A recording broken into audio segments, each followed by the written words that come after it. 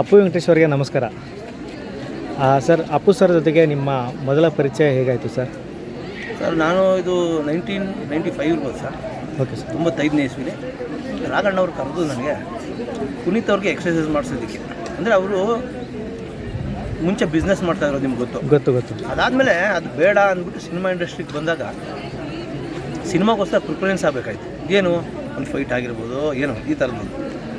So Raghanna ನಾನು ಕರೆದು first time ಈಗ ಅಪ್ಪುಗೆ ಸಿನಿಮಾ ಮಾಡಬೇಕು ಅಂತ ಇದ್ವಿ. ಅಂದರೆ ಅವಾಗ ಅಪ್ಪು ಇಲ್ಲ, ಇನ್ನು ಪುನೀತ್ ರಾಜ್ಕುಮಾರ್ ಸಿನಿಮಾ ಮಾಡಬೇಕು ಅಂತ ಅಂದ್ಕೊಂಡಿದ್ದೀವಿ. ಸೊ ಬಂದು ಸ್ವಲ್ಪ ಫೈಟು ಮತ್ತು ಜಿಮ್ನಾಸ್ಟಿಕ್ಸ್ ಟೀಚ್ ಮಾಡಿ, ಅಂದರೆ ಆ್ಯಕ್ಷನ್ ಸೀಕ್ವೆನ್ಸ್ಗಳು. ನಾನು ಮೊದಲೇ ಅಣ್ಣವರು ಅಭಿಮಾನಿ, ಮೊದಲೇ ಹುಚ್ಚ ನಾನು. ಇಡೀ ನಮ್ಮ ಫ್ಯಾಮಿಲಿ ಪೂರ್ತಿ ಬಂದು ನಾವು ಅಣ್ಣವ್ರ ಫ್ಯಾನೆ. ಅದರಲ್ಲೂ ಪುನೀತ್ ರಾಜ್ಕುಮಾರ್ ಹೇಳ್ಕೊಡ್ಬೇಕು ನನ್ನ ಅದೃಷ್ಟ ಸರ್. ಅದು ಅಣ್ಣವ್ರ ಮನೆಗೆ. ನನಗೆ ಇನ್ನೊಂದು ಕಾತುರ ಅಂದರೆ ಅಣ್ಣವ್ರು ನೋಡ್ಬೇಕು ಅನ್ನೋದು. ಸೊ ಆಯಿತು ಅಂತ ಅಂದ್ಬಿಟ್ಟು ನಾನು ವಜ್ರೇಶ್ವರಿ ಕರೆದಿದ್ರು ನಾನು ರಾಘಣ್ಣ. ಸೊ ಹೋದಾಗ ಹೇಳಿದ್ರು ಹಿಂಗೆ ಮಾಡಬೇಕು ಅಂದ್ಕೊಂಡಿದ್ವಿ, ನಾಳೆ ಬೆಳಿಗ್ಗೆ ಮನೆಗೆ ಬನ್ನಿ. ಸರ್ ಆಯಿತು. ಮನೆಗೆ ಫಸ್ಟ್ ಟೈಮ್ ಹೋದಾಗ ನಮಸ್ಕಾರ ಮಾಡಿಕೊಂಡೆ.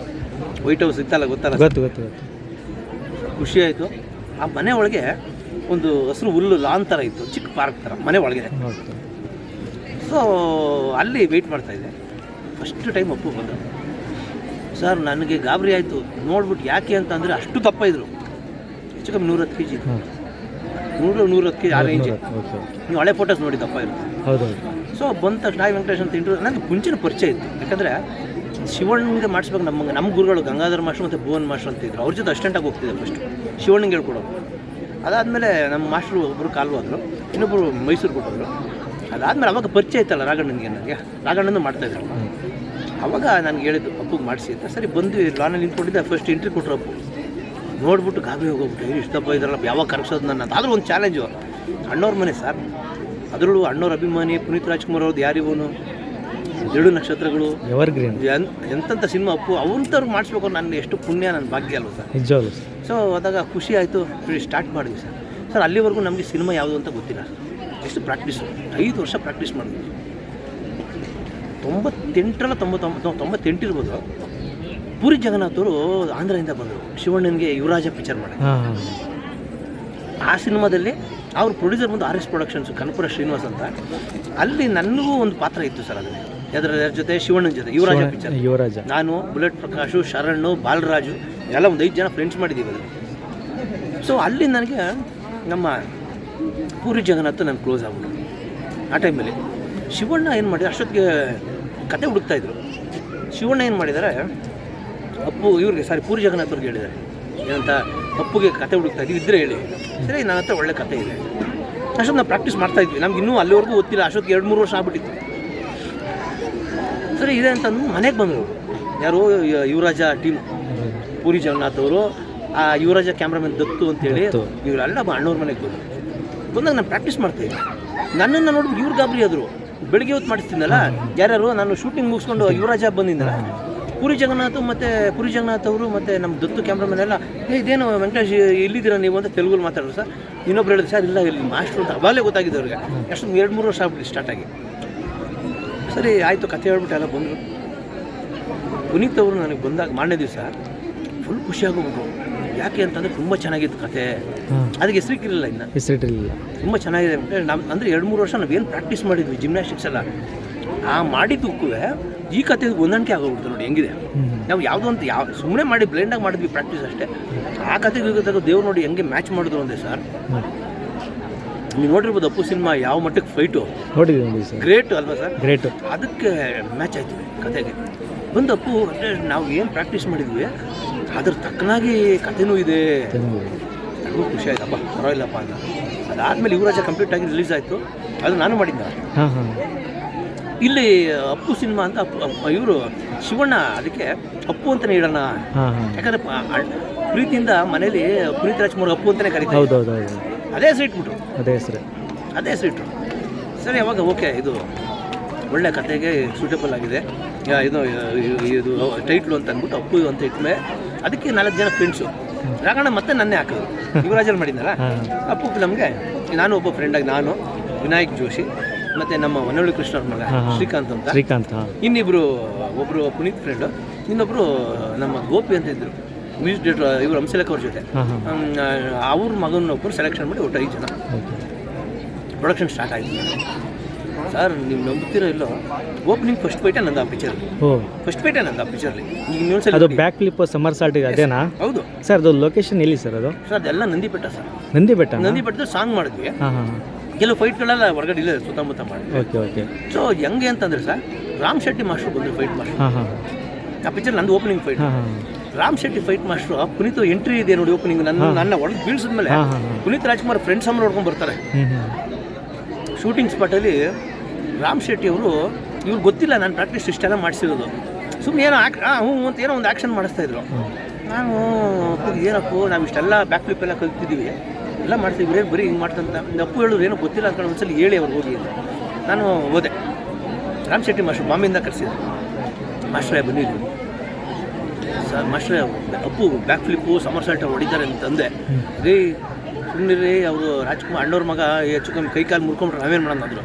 ಸರ್ ನಾವು 4-5 ವರ್ಷದಿಂದ ಪ್ರಾಕ್ಟೀಸ್ ಮಾಡಿದ್ದೀವಿ ಅಂತ ತಕ್ಷಣ ಗಾಬರಿ ಆಗೋಗ್ಬಿಟ್ರು. ಹೌದಾ? ಅಲ್ಲಿಂದ ಇಟ್ಟರು ಸರ್ ಶಾರ್ಟು.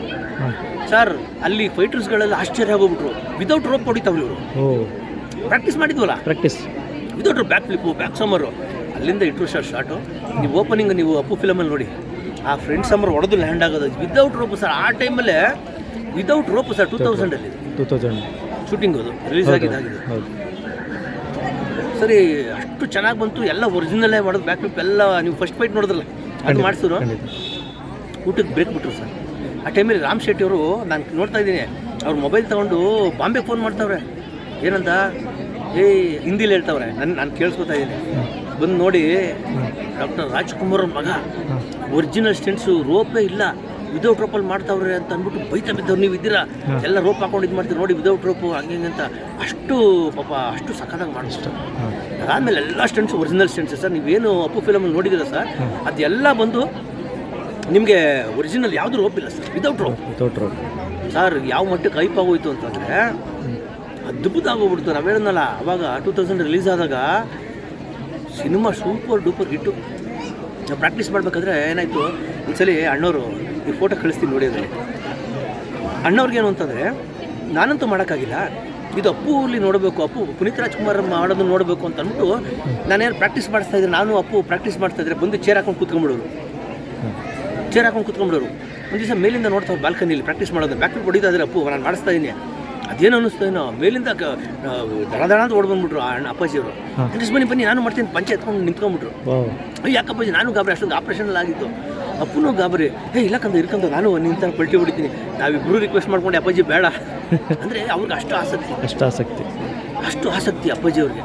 ಸೊ ಅದನ್ನು ಪುನೀತ್ ರಾಜ್ಕುಮಾರ್ ಅವ್ರ ಇದನ್ನು ನೋಡಿದ್ರಲ್ಲ, ಅಪ್ಪು ಫಿಲಮ್ ಸೂಪರ್ ಡೂಪರ್ ಇಟ್ಟು ಸಖತ್ ಆ್ಯಕ್ಷನ್, ಸಖತ್ ಫೈಟು ಸರ್. ಒಂದು ದಿವಸ ಮನೇಲಿ ಮತ್ತೆ ಪ್ರಾಕ್ಟೀಸ್ ಮಾಡ್ತಾಯಿದ್ವಿ. ಓಡ್ಬಂತು ಅಣ್ಣವರು ಕೈ ಕೊಡಿ ಅಂತ ತಪ್ಪಿಕೊಂಡ್ರು. ಯಾಕೆ ಅಂತಂದರೆ, ನಾನು ಏನು ಅಂದ್ಕೊಂಡಿದ್ದೆ, ಪುನೀತ್ ರಾಜ್ಕುಮಾರ್ ಅಪ್ಪು ಅವರು ಆ್ಯಕ್ಷನ್ ಹೆಂಗಿರ್ಬೇಕು ಅಂತ ನನ್ನ ಮೈಂಡಲ್ಲಿ ಅನ್ಕೊಂಡು ಅದೇ ಥರ ಬಂದಿದೆ ಅಂತಬಿಟ್ಟು ಅಣ್ಣ ಫುಲ್ಲು ಖುಷಿ ಆಗೋಗ್ಬಿಟ್ಟು. ಈ ಅನುಭವನ ಸರ್ ಹೇಳ್ತೀನಲ್ಲ ಸರ್, ಅಪ್ಪು ಸಿನಿಮಾ ರಿಲೀಸ್ ಆದಮೇಲೆ ನಾವು ಹೆಂಗೆ ಪ್ಲ್ಯಾನ್ ಮಾಡ್ಕೊಂಡಿದ್ದೀವಿ, ನಾನು ಅಪ್ಪು ಒಂದು ಪಿಕ್ಚರ್ ಇರಬಾರ್ದು ಆ್ಯಕ್ಷನು, ಬೇರೆ ಥರ. ಒಂದು ಅಪ್ಪು ಫಿಲಮ್ ಆಯಿತು, ಎರಡನೇ ಪಿಕ್ಚರ್ ಅಭಿ, ಅದರಲ್ಲಿ ಒಂಥರ ಆ್ಯಕ್ಷನ್. ಅದಾದಮೇಲೆ ಆಕಾಶು, ಅದರಲ್ಲಿ ವಾಲ್ಸಮರ್ ಓಡಾಗಿ ಹಿಂದ್ಗಡೆ ಈ ಥರದ್ದು ಮಾಡ್ಕೊಂಡು ಕೊನೆ ಸಿನಿಮಾವರೆಗೂ ಅಷ್ಟು ಪ್ರಾಕ್ಟೀಸ್ ಮಾಡ್ತಾಯಿದ್ರು ಸರ್. ಕೊನೆ ಸಿನಿಮಾದವರೆಗೂ ಅವರು ಪ್ರಾಕ್ಟೀಸೇ ಬಿಟ್ಟಿಲ್ಲ ಸರ್. ನೀವು ನೋಡಿದ್ರಲ್ಲ, ಎಲ್ಲ ಸಿನಿಮಾದಲ್ಲೂ ಒಂದೊಂದು ಸಿನಿಮಾನೂ ಆ ಆ್ಯಕ್ಷನ್ನಲ್ಲೇ ಅವ್ರಂಥರ ಡಿಫ್ರೆಂಟು. ಇದುವರೆಗೂ ಎಲ್ಲ ಹೀರೋಗಳು ನೋಡಿ ವೇದಿಕೆ ಮೇಲೆ ಏನು ಹೇಳ್ತಾರೆ, ತೆಲುಗು ತಮಿಳು ಎಲ್ಲ ಹೀರೋಗಳು, ಪುನೀತ್ ರಾಜ್ಕುಮಾರ್ ಥರ ನಾವು ಫೈಟ್ ಮಾಡೋಕ್ಕೆ ಸಾಧ್ಯನೇ ಇಲ್ಲಪ್ಪ, ಅವ್ರು ಒರಿಜಿನಲ್ ಫೈಟ್ ಮಾಡ್ತಾರೆ, ಅವರು ವಿದೌಟ್ ರೋಪು ಅಂತಾರೆ. ಅದಕ್ಕೆ ಅವ್ರಿಗೆ ಪವರ್ ಸ್ಟಾರ್. ಒಂದು ದಿವಸ ಫಾರಿನಿಂದ ಯಾರೋ ಒಬ್ರು ಬಂದರು ಸರ್, ಪ್ರಾಕ್ಟೀಸ್ ಮಾಡ್ತಾಯಿದ್ವಿ. ವೆಂಕಟೇಶ್ ಬನ್ನಿ, ನಮ್ಮ ಫ್ರೆಂಡ್ ಒಬ್ರು ಫಾರಿನ್ ಅಂದರೆ ಇಂಡಿಯಾದವರು, ಅಲ್ಲಿ ಸೆಟ್ಲ್ ಆಗಿದ್ದವರು, ಇವ್ರು ನೋಡೋಕ್ಕೆ ಬಂದಿದ್ದಾರೆ. ಸರಿ ಬಂದು ಕರೆದ್ವಿ. ಅವ್ರು ಏನು ಹೇಳಿದ್ರು ಗೊತ್ತಾ ಸರ್, ಪುನೀತ್ ರಾಜ್ಕುಮಾರ್ ಅವರು, ನಾನು ಇವತ್ತು ಏನಾದರೂ ಇಷ್ಟು ಕರಗಿ ಸಿನಿಮಾದಲ್ಲಿ ಆ್ಯಕ್ಷನ್ ಮಾಡಿ ಓವರ್ ಸ್ಟಾರ್ ಅಂತ ಬರಬೇಕು ಅಂದರೆ ನಾನು ವೆಂಕಟೇಶ ಕಾರಣ. ಅವರು ಇಂಗ್ಲೀಷ್ ಸರ್, ಅದೇ ಇಂಗ್ಲೀಷಲ್ಲಿ ಹೇಳಿದ್ರು, ನನಗೆ ಅರ್ಥ ಆಗಲ್ಲ ಇಂಗ್ಲೀಷ್ ಅಷ್ಟೊಂದು. ಅಂದರೆ ಅಷ್ಟು ಅವರು ನಮ್ಮನ್ನು ಗೌರವ ಮಾಡಿಸೋದಕ್ಕೆ ಪವರ್ ಸ್ಟಾರ್ ನೋಡಿ ಹೇಳಿ ಸರ್. ಬೇರೆ ಹೀರೋಗಳಾದರೆ ತಲೆನೇ ಕೆಡ್ಸ್ಕೊತಾ ಇರಲಿಲ್ಲ. ಇವತ್ತು ನಾನೇನಾದ್ರು ನಾನು ಹೀರೋ ಆಗಿ ಇಷ್ಟೆಲ್ಲ ಪ್ರಾಕ್ಟೀಸ್ ಮಾಡಿ ಸಣ್ಣ ಆಗಿ ಪವರ್ ಸ್ಟಾರ್ನ ಬರ್ಬೇಕು, ನಾನು ವೆಂಕಟೇಶ ಕಾರಣ ಅಂತ ಹೇಳೋರ ಸರ್ ಯಾರು? ಸಾಧ್ಯ. ಅವರು ಒಳ್ಳೆ ಮನಸ್ಸು ಅಂದರೆ ಅಷ್ಟು ಪ್ರಾಕ್ಟೀಸ್ ಮಾಡಿದ್ರು ಸರ್, ಅಷ್ಟು ಆ್ಯಕ್ಷನ್ನು. ಆ್ಯಕ್ಷನ್ ಅಂದರೆ ಭಾರಿ ಪ್ರೀತಿ ಪುನೀತ್ ರಾಜ್ಕುಮಾರ್ ಅವ್ರಿಗೆ. ಏನೋ ನಮ್ಮ ಕೊನೆಯ ಪಿಕ್ಚರ್ವರೆಗೂ ಮಾಡ್ಕೊಂಬಂದ್ರೆ ಏನೋ ಬಿಡಿ ಆಟ ನಿಮಗೆ ಗೊತ್ತಲ್ಲ ಇಷ್ಟ ಹೌದು. ಇನ್ನು ಅದ್ರ ಮುಂದೆ ನಿಮಗೆ ಗೊತ್ತು. ನಾವು ಯಾಕಂದರೆ ಈಗ ನಾನು ಹೇಳೋಕೆ ಹೋದ್ರೆ ಕಣ್ಣಲ್ಲಿ ಇರ್ಬೇಕು ಆಗುತ್ತೆ ಸರ್ ಇಂಥವ್ರು. ಇಲ್ಲಿ ಏನು ಮಾಡೋಕ್ಕಾಗಲ್ಲ ಸರ್ ಅಲ್ವಾ. ಟೈಮು ಅದು ನಮ್ಮ ಕೈಲಿಲ್ಲ ಸರ್, ಭಗವಂತನ ಕೈಲಿ ಮಿಕ್ಕಿದ್ದಲ್ಲ. ಇರಲಿ ದೇವರು ಮಗ ಅವ್ರಿಗೆ ಒಳ್ಳೇದು ಮಾಡಲಿ ಅಂತ ನಾನು ಈ ಮೂಲಕ ನಿಮ್ಮ ಚಾನಲ್ ಮೂಲಕ ಕೇಳಿಕೊಂಡು ಅವರು ದೇವರು ಸರ್, ಬೇರೆ ಆಗೋಲ್ಲ. ಹೌದು ಸರ್. ಯಾಕಂದರೆ ಅದಾದಮೇಲೆ ಅಪ್ಪಾಜಿಯವ್ರಿಗೂ ಮಾಡಿಸ್ದೆ. ಅಪ್ಪಾಜಿಯವ್ರಿಗೂ ಆಪ್ರೇಷನ್ ಆಯ್ತಲ್ಲ ಸರ್, ಆಪ್ರೇಷನ್ ಆದಮೇಲೆ ಅವ್ರು ಯೋಗ ಮಾಡೋಂಗಿರಲಿಲ್ಲ ಸರ್, ಅವರು ಕಾಲೆಲ್ಲ ಮಾಡಿಸ್ಬೇಕು ಮಾಡೋಂಗಿರಲಿಲ್ಲ. ಆವಾಗ ಒಂದು ದಿವಸ ಅಪ್ಪಗೆ ಮಾಡಿಸ್ತಾ ಇದ್ದೆ, ವೆಂಕಟೇಶ್ ಬನ್ನಿ ಇಲ್ಲಿ ಅಂದರು. ಏನಪ್ಪ ಇದೆ ಈಗ ನಾವು ಊಟ ಮಾಡ್ತೀವಲ್ಲ ಹೆಂಗೆ ಜೀರ್ಣ ಆಗೋದು, ಹೆಂಗೆ ಎಕ್ಸಸೈಸ್ ಮಾಡಬೇಕಲ್ಲ, ಮತ್ತು ನಾವು ಎಕ್ಸಸೈಸ್ ಯೋಗವನ್ನು ಮಾಡೋಂಗಿಲ್ಲ. ಮನೇಲಿ ಅಪ್ಪುಗೆ ಒಂದು ಸಿಂಗಲ್ ಸ್ಟೇಷನ್ ಮಲ್ಟಿ ಜಿಮ್ ಥರ ಇತ್ತು, ಅದು ಮಾಡಿಸಿ ಬನ್ನಿ ಇದು ಮಾಡೋಣ ಅಂತ ಅಂದ್ಬಿಟ್ರು ಅಷ್ಟೇ. ಅಲ್ಲಿಂದ ತೂಕ ಎಳೆಯೋದು ಅವರು ಅಷ್ಟೇ ಹಂಗೆ ಮಾಡೋರು ಸರ್ ಅಪ್ಪಾಜಿ. ಅದು ನನ್ನ ಅದೃಷ್ಟ ಸರ್. ಈ ಪುನೀತ್ ರಾಜ್ಕುಮಾರ್ ಅಂತ ದೇವ್ರವರು, ಅವರು ಒನ್ ಆಫ್ ದಿ ಭಗವಂತ. ಅಪ್ಪಾಜಿಯವರು ಒಂದು ಭಗವಂತನ ಅಂಶ. ಇವ್ರಿಗೆಲ್ಲ ನಮಗೆ ರಾಯರು, ನನಗೆ ನಮ್ಮ ಅಪ್ಪ ಅಮ್ಮನ ಆಶೀರ್ವಾದ, ನನಗೆ ಅವಕಾಶ ಕೊಟ್ಟಿದ್ದು ದೇವರು, ನನಗೆ ಅಣ್ಣವ್ರಿಗೆ ಮಾಡಿಸೋಕ್ಕೆ, ಪುನೀತ್ ರಾಜ್ಕುಮಾರ್ ಅವ್ರು ಮಾಡಿಸೋಕ್ಕೆ. ಯಾರ ಕರೆಗೆ ಸಾಧ್ಯನಾ ಸರ್ ಅದು? ದೇವರು ಸರ್ ಅವರು, ಅಪ್ಪಾಜಿ ಪುನೀತ್ ರಾಜ್ಕುಮಾರ್ ಅಂಥವ್ರು ಮಾಡಿಸೋದಕ್ಕೆ ನನ್ನ ಸೆಲೆಕ್ಷನ್ ಮಾಡಿ ದೇವ್ರು ಅಲ್ಲಿ ಕಳಿಸಿದೆ ಅಂತಂದರೆ ನಮ್ಮ ಭಾಗ್ಯ ಎಷ್ಟಿರ್ಬೇಕು ಸರ್. ನಿಜ ಸರ್. ಅಪ್ಪಾಜಿಯವ್ರಿಗೆ 5 ವರ್ಷ ಕಂಟಿನ್ಯೂಸ್ ಅವರು ಭಕ್ತಾಂಬರೀಷ ಮಾಡಬೇಕು ಅನ್ನೋ ಆಸೆ ಇತ್ತು. ಆಗ್ಲೂ ಎಲ್ಲ ವಿಜಯ್ ರೆಡ್ಡಿ ಎಲ್ಲ ಬರೋರು ಸರ್ ಅವಾಗ ಸಾಂಗ್ ಕಂಪೋಸಿಂಗ್ ಎಲ್ಲ. ಅದೇನಾಯ್ತು, ನಾವು ಬ್ರದರ್ ತಿರೋಬಿಟ್ರು, ವರದಪ್ಪ ಉದಾಹರಣವರು. ಆಮೇಲೆ ಅವ್ರಿಗೂ ಸ್ವಲ್ಪ ಇದಾಗಿ ನಮಗೆ ಗೊತ್ತಲ್ಲ, ಅಪ್ಪಾಜಿ ಅವ್ರು ಇವತ್ತು ಮಾಡಿಸಿದ್ದೀನಿ, ನಾಳೆ ಇಲ್ಲ ಸರ್. ಆಮೇಲೆ ಪುನೀತ್ ಅವ್ರಿಗೆ ಇವತ್ತು ಇದು ಮಾಡಿದ್ದೀವಿ ಮಾತ್ರ. ನನಗೆ ವಜ್ರೇಶ್ವರಿ ಮಾತಾಡೋದು ಭಜನೆಗೆ 2 ಪ್ರಮೋಷನ್ ಇದೆ, ಮುಗಿಸ್ಕೊಂಡು ಮಾಡೋಣ ಅಂದರು ಅವರು. ಏನು ಹೇಳ್ತೀನಿ, ಆಯಿತು ನಮ್ಮ ಕತೆ. ಅದಾಗಿ ಅಣ್ಣ ನಾವು ವಜ್ರೇಶ್ವರಿ ಸಂಸ್ಥೆಯಲ್ಲಿ ಒಂದಷ್ಟು ವರ್ಷ, ಒಂದು 20-25 ವರ್ಷ ನಾವು ಬೆಳೆದಿದ್ದು. ಮತ್ತು ರಾಘಣ್ಣವ್ರಿಗೂ ಮಾಡಿಸಿದ್ದು ಒಂದಷ್ಟು ವರ್ಷ. ಇದೆಲ್ಲ ನನ್ನ ನಿಜವಾಗ್ಲೂ ಅವರ ಆಶೀರ್ವಾದ ನನಗೆ. ಅಪ್ಪಾಜಿಯವರು, ಪುನೀತ್ ಅವರು, ರಾಘಣ್ಣವರು ಅವ್ರ ಆಶೀರ್ವಾದ ಅಂತ ನಾನು ಹೇಳ್ತೀನಿ sir. Thank you sir. Thank you. This is the beginning.